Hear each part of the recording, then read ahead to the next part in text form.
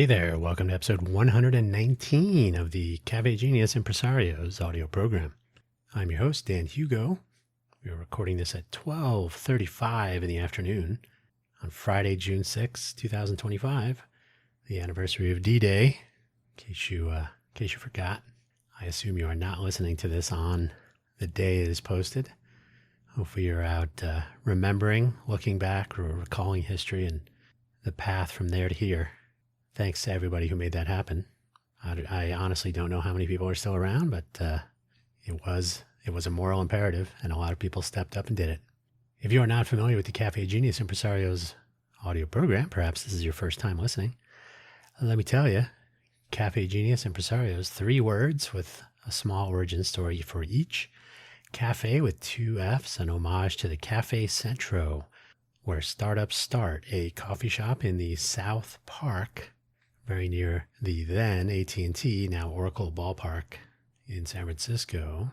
It's where Jack Dorsey was working on Twitter on his laptop, various other happenings.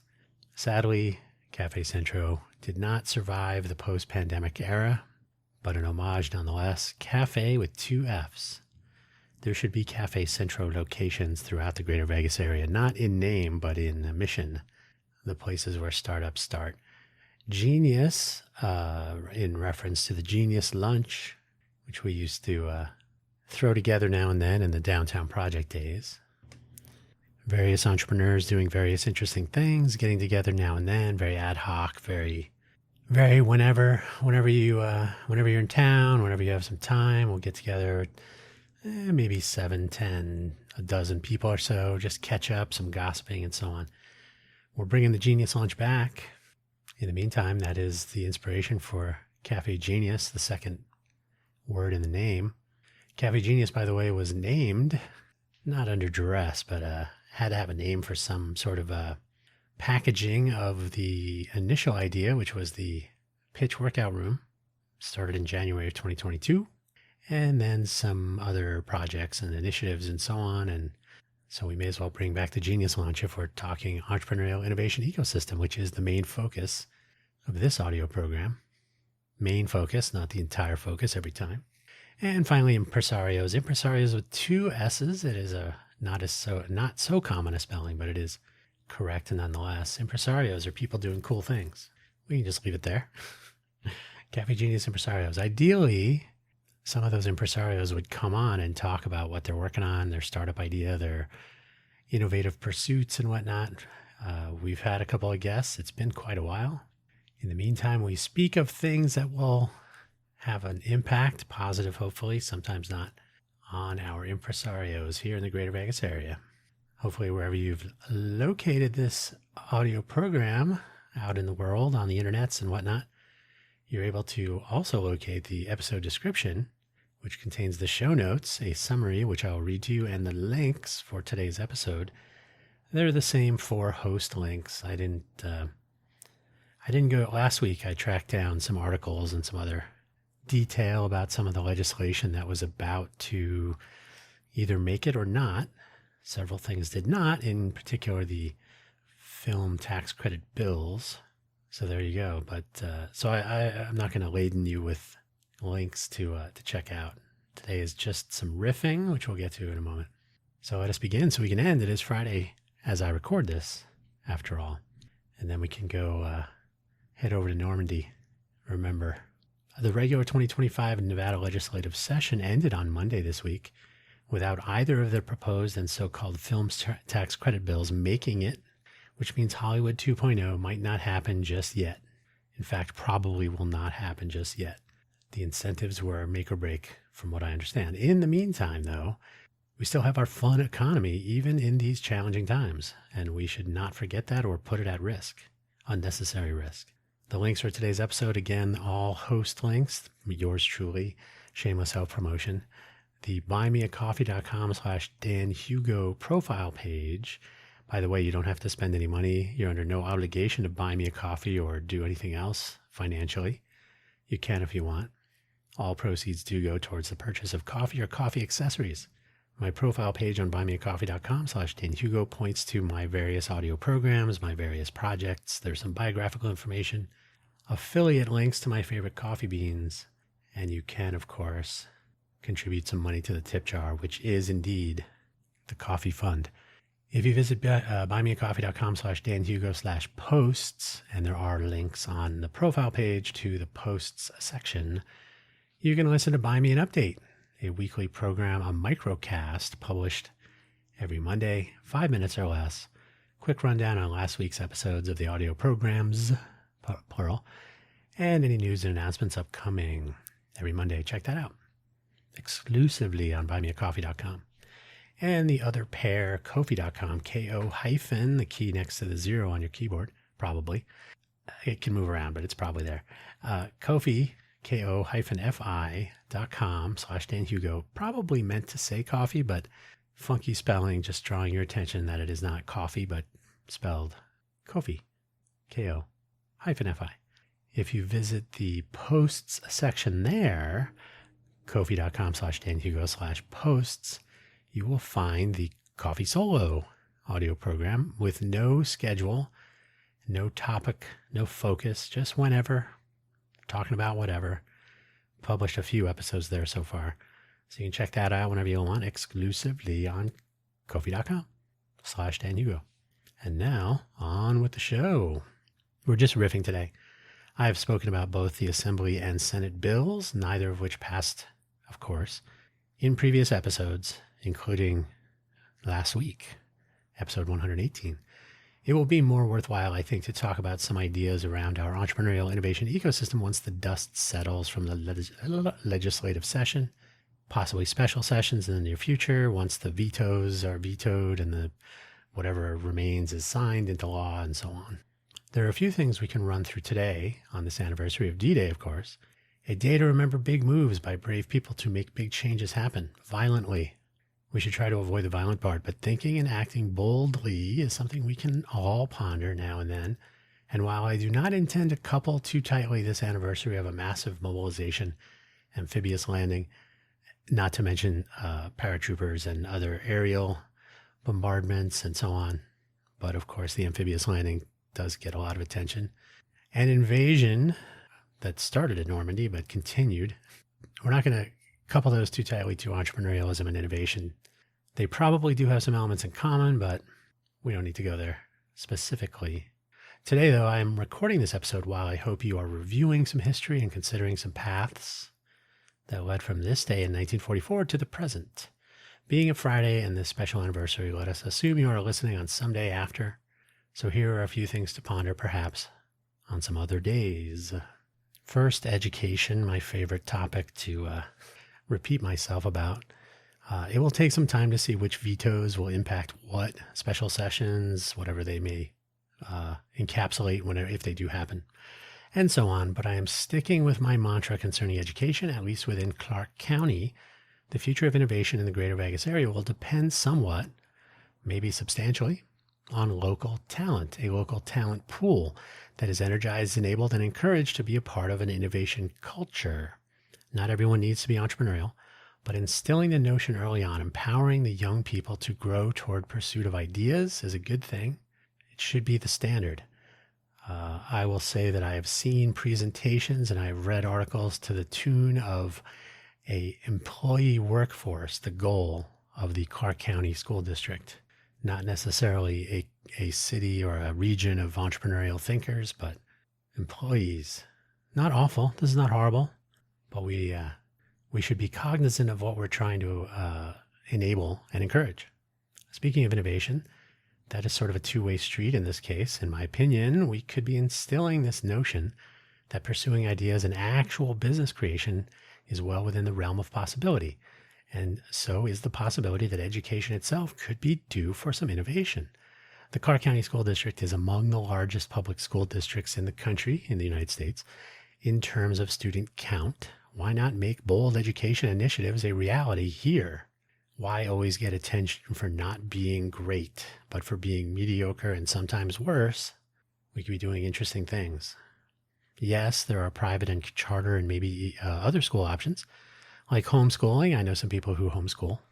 In my opinion, rather than focusing on tax breaks and other incentives for studios to establish media production facilities and projects within Nevada, production, not product, production facilities and projects, that is, making movies within Nevada, why not make a deeper talent pool that will be the base on which to build this global innovation hub I keep hearing about or reading about?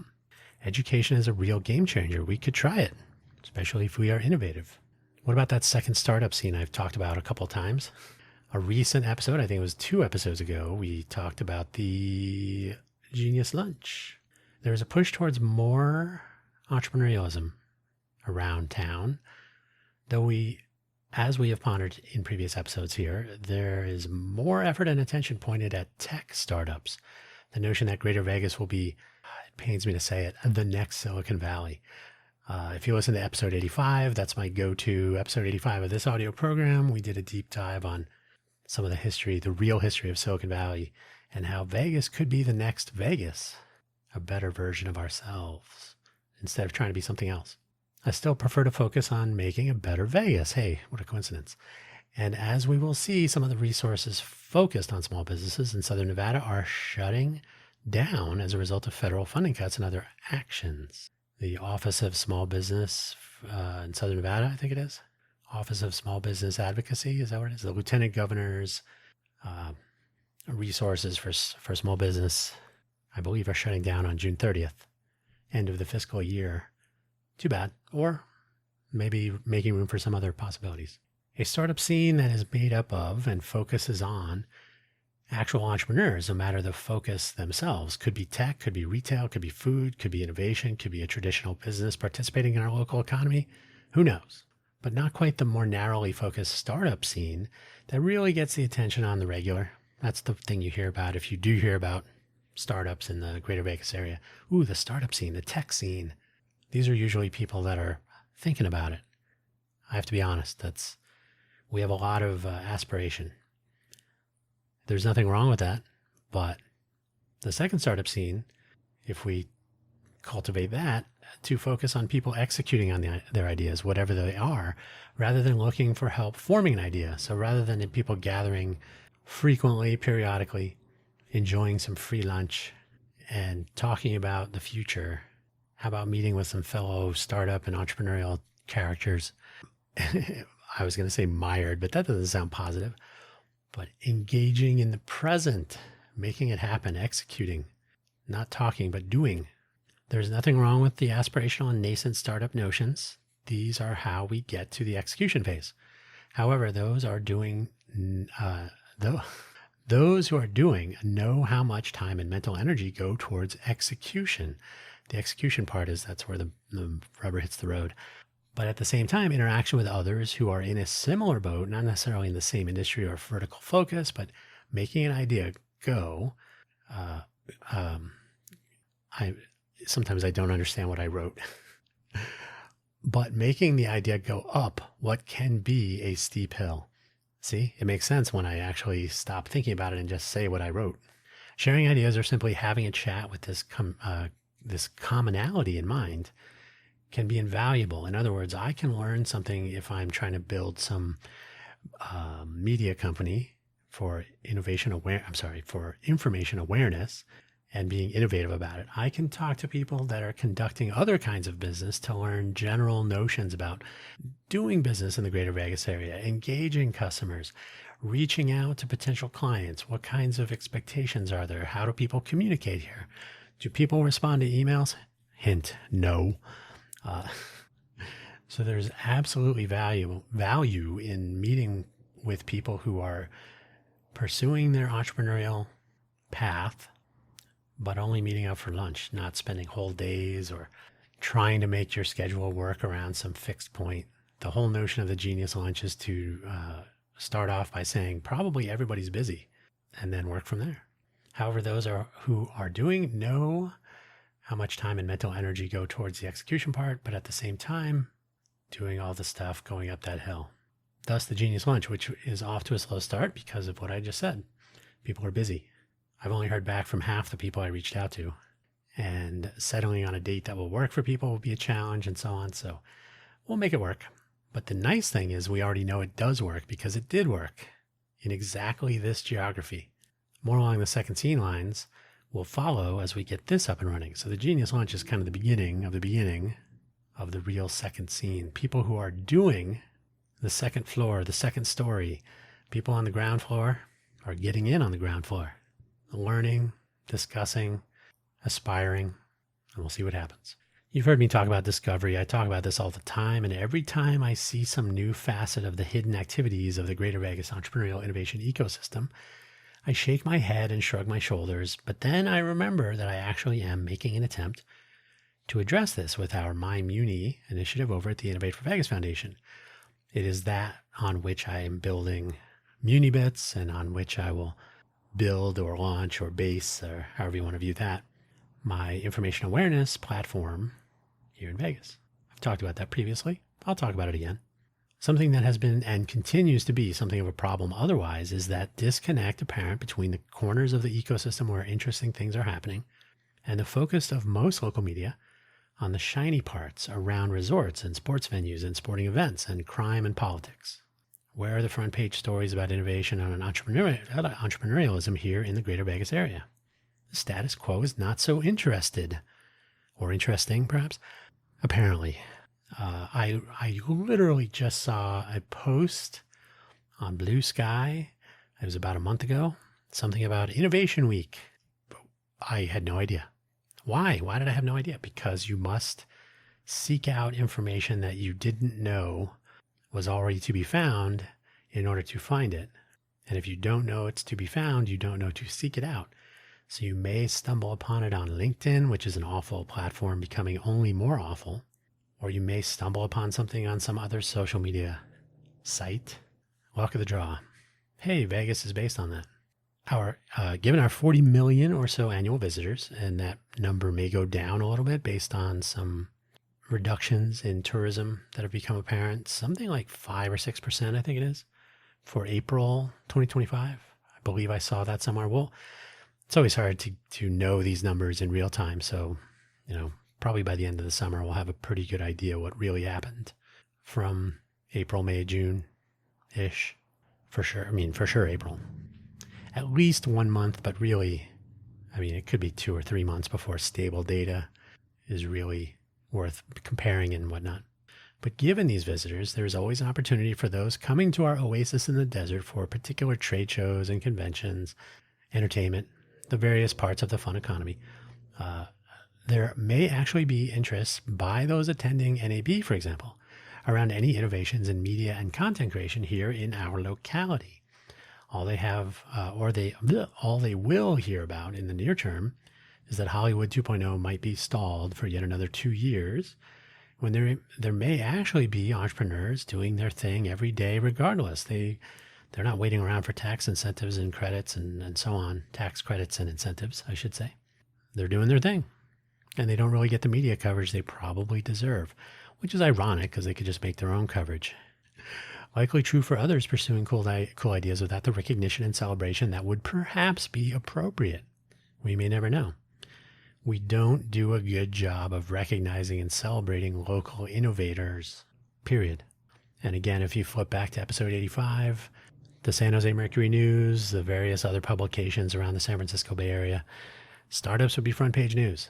I remember it as though I lived there from 1993 for a few years after that. By the way, I don't know if you remember this, that Silicon Valley kind of boomed. The boom began in 1993. Coincidence? No.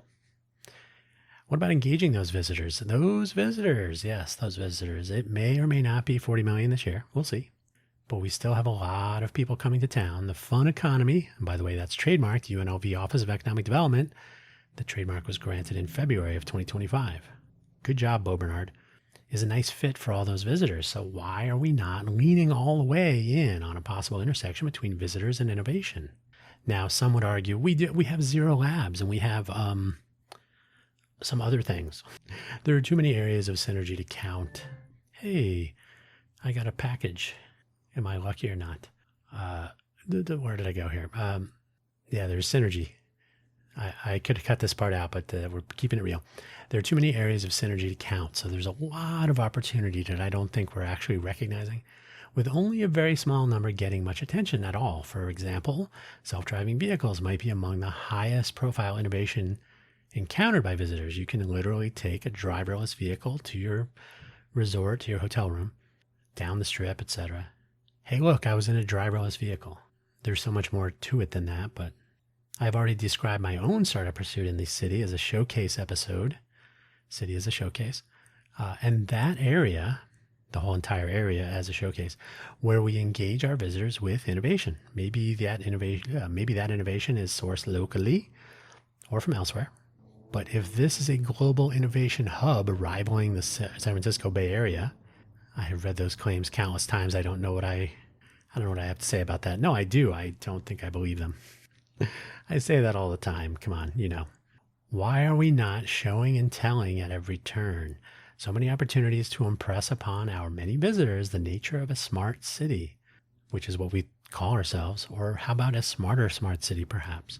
Generally speaking, there are countless opportunities to engage with those 40 million people, or some fraction.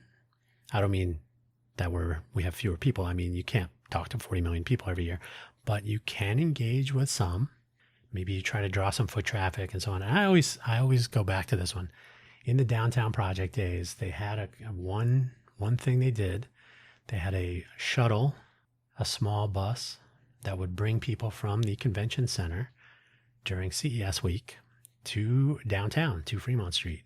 People were given like a little passport, stamp book. Hey, check out what's going on downtown.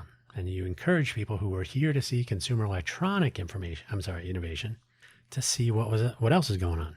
So you have people here already. Why are we not bringing them a few extra feet, maybe a couple of miles? But they're here. They have brought themselves to the greater Vegas area. We are not helping them to see what a smart city this is. I wonder if that's all hype. I think we're leaving something on the table. I think we, as the population of the entrepreneurial innovation ecosystem, are leaving something on the table, in fact. And this may come down to that discovery element coupled with a general elevation of the presence of innovation in this area and the ability for those visiting to witness this showcase. If they don't know, they don't know. And if we do a horrible job of telling them, that's just not going to change. We should find out. So how about the near term? I'm not going to dive into the innovation destination idea today. If you haven't heard that idea, I've mentioned it many times in the last 118. No, not all. I mention it frequently. The innovation destination rather than an innovation hub. So you can stick around for a few more episodes. It'll make an appearance soon enough. In the meantime, there is some chaos floating in the air, as usual, and that means opportunity. Chaos is opportunity. We have plenty of opportunity. We should be focusing on that. If we could be focused upon it. That is to say, if we stop letting shiny objects, Hollywood 2.0, Marky Mark, Dean Cain, and surely other celebrities, No Agenda podcast, surely there are other celebrities that are part of this big movement to make Hollywood 2.0 happen. But Mark Wahlberg gets all the attention, and then Dean Cain is the other celebrity who's relocated to the Vegas area. Okay. To that point in general, though, the greater Vegas area has its resources, its locals, and its possibilities. I think it is not necessarily healthy to focus on the importing of talent and business so much that it becomes the primary goal. And the LVGEA, the Las Vegas Global Economic Alliance, and other orgs do this. Showing off the fun economy is a great thing sometimes, but as a draw for established companies to relocate resources to the greater Vegas area is an interesting strategy. Hey, look at all these distractions. Look at how much fun your employees could have if they move here and then you lay them off. There are some positives to be found, obviously, but a school and housing, not to mention transportation and possibilities for employees if their move to the area does not turn out. That is, they move here and then they get laid off. It happens. I will say that I have spoken to people specifically, especially if they have families, they have kids in school and they intend to purchase a house or they own a house. What happens if I get laid off? Are there other jobs in this job market that I could jump to? Or what happens? If you're in Silicon Valley, you can get a job. Well, maybe not today, maybe not in the current times. But one of the upsides to going to different regions that have a lot of job or their marketplaces aligned nicely with your own skill sets is that it's not so difficult to change jobs if you get laid off or if there has to be a change in some way. So that's a concern that's been raised here, and it's not trivial. These are all things to ponder, though. Maybe we should work on those. And they do not involve tax credits to major studios. How about schools and local innovators getting some of that attention? So yeah, maybe we can set the Hollywood 2.0 thing aside for now. Maybe we can pick out some of the possibilities in the corresponding Senate bill, which included some resources for education and workforce development in a few interesting areas.